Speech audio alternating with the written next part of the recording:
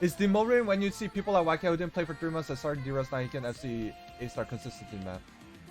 Okay, why are you comparing yourself to YK? So if I stop playing for 3 months and come back, I can probably FC like a 5-6 star map. I talked about this last time. This is really important. Osu Theory 101. We're back at it again. All right, so we need to talk about this, right? You guys are thinking Osu in the wrong way. Let's say this is your ceiling right here. This is your ceiling, and right now this is your floor. What you guys are looking at is you guys are always looking at the ceiling. I'm a 5-digit, but I can FC this 7-star map. I could do this. I could do that. I could do this. Why are you focusing on raising your ceiling when you should be raising your floor? If you raise your floor, you're gonna be more consistent. If your floor is right here, there's a less of a gap between the two. Floor and ceiling, the gap is shorter.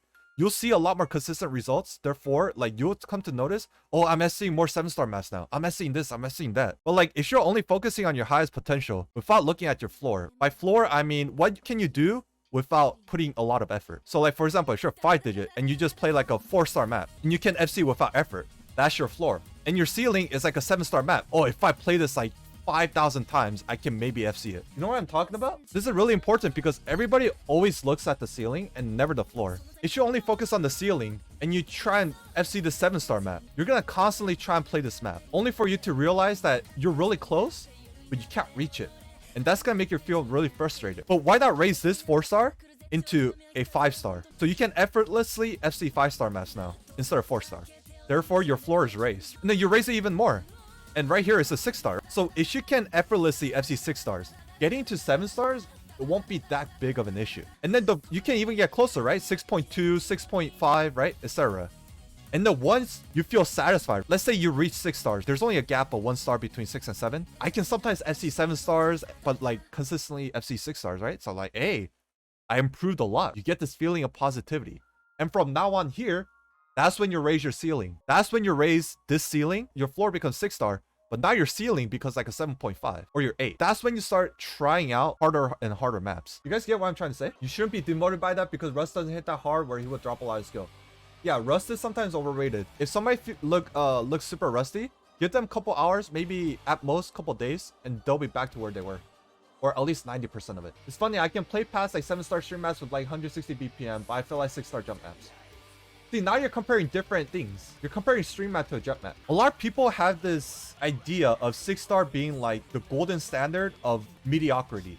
So like, you need to at least do 6-star or else you're fucking trash. Everybody always talks about 6-star FCs because that's like usually like the 300 PP area, right? And 300 PP is when the game starts to get serious. This is mediocrity. This is literally the definition of mediocrity. 300 PP. 400 is like 6.8 star or something like that, or maybe even 7-star. Really depends on whether you're like an SS farmer or like low-AC FC player. But yeah, so the moral of the story, guys, is don't look too far ahead, but don't settle. If you're settling your floor and only looking ahead, oh, I could be this, I could be that, it's never gonna happen. You're gonna get close many times, but it's not gonna happen. If you want guaranteed or almost guaranteed success, right? You want a higher chance of that actually succeeding, you want to raise your floor. There's nothing really wrong with farming. Everybody memes about farming and stuff. Even I meme about farming, right? But deep inside, I know like farming is just part of the game. If PP didn't exist, Osu would be almost dead, probably. Because a lot of people only play farm maps. They want that competitive edge.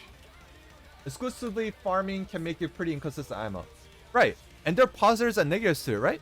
If you're a consistent player and you're only playing those consistent maps, you're not going to gain a lot of PP, but you're gaining consistency. So this is another thing I have in mind. So like, let's say you have a bar from like 0 to 100, right? And this is like the amount of time that you spend this much time into farming and this much time into consistency. And then the other dude spends like this much time into consistency, but like this much time into farm. This guy will probably be like, let's say like rank 9,000. But this guy will be probably like 1400. But if they verse each other in the tournament, this guy will probably win because consistency matters in tournaments. So like, there's always going to be sacrifices. You can't be good at everything in the beginning. If you're going to be good in one aspect of the game, you got to sacrifice everything else. I want to get good at DT, then you need to practice more DT. You need to take some of that time off and practice DT if you really want to play DT. In the end, it's a matter of what you want. What do you want out of Osu? Do you want to be a DT player? Do you want to be a hard rock player? Do you want to be a stream player? Do you just want to play whatever? Like, you should play like HR, DT, streams, aim, finger control. Then you're all around like a better player. But in terms of rank, you're just going to be lower because you're not focusing yourself on farming maps. But there's always going to be sacrifices. So like, you're good in general, but if you meet somebody who specializes in hard rock, you're going to lose. If you meet somebody who's specialized in DT, you're gonna lose. If you're meaning like a stream only player, you're gonna lose. You know what I mean?